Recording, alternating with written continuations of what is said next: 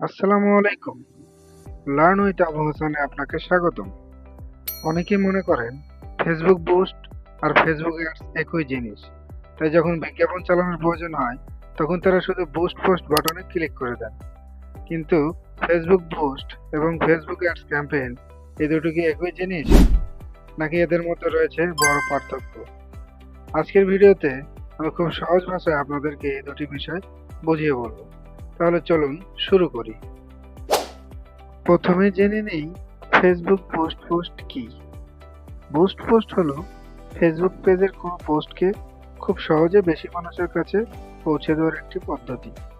আপনি শুধু পোস্টের নিচে থাকা বুস্ট পোস্ট বাটনে ক্লিক করে গোল, অডিয়েন্স, বাজেট, ডিউরেশন ইত্যাদি নির্বাচন করে খুব সহজেই আপনার বিজ্ঞাপন চালাতে পারবেন। এটি ব্যবহার করা নতুনদের জন্য একটি ভালো অপশন। এবার আসি ফেসবুক অ্যাডসে। ফেসবুক অ্যাডস তৈরি করা হয় মেটা অ্যাডস ম্যানেজার ব্যবহার করে। এখানে শুধু আপনি একটি পোস্ট বুস্ট করেন না, বরং সম্পূর্ণ একটি অ্যাডভার্টাইজিং ক্যাম্পেইন তৈরি করেন। আপনি ক্যাম্পেইন অবজেক্টিভ নির্বাচন করতে পারেন, একাধিক অ্যাড সেট তৈরি করতে পারেন, অ্যাডভান্স অডিয়েন্স টার্গেটিং করতে পারেন, বিভিন্ন ধরনের অ্যাড ক্রিয়েটিভ ব্যবহার করতে পারেন এবং প্রতিটি ক্যাম্পেইনের পারফরম্যান্স বিস্তারিতভাবে বিশ্লেষণ করতে পারেন। যদি আপনি প্রফেশনাল ডিজিটাল মার্কেটিং করতে চান তাহলে মেটা অ্যাডস ম্যানেজার শেখা অত্যন্ত গুরুত্বপূর্ণ। এখন প্রশ্ন হলো, একজন বিগিনার কোনটি ব্যবহার করবেন?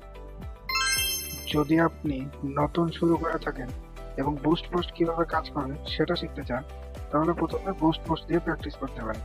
কিন্তু যদি আপনি ফ্রিল্যান্সিং করতে চান, ক্লায়েন্টের অ্যাডস রান করতে চান বা প্রফেশনাল ডিজিটাল মার্কেটার হতে চান তাহলে অবশ্যই মেটা অ্যাডস ম্যানেজার এবং ফেসবুক অ্যাডস শেখার উপর গুরুত্ব দিন।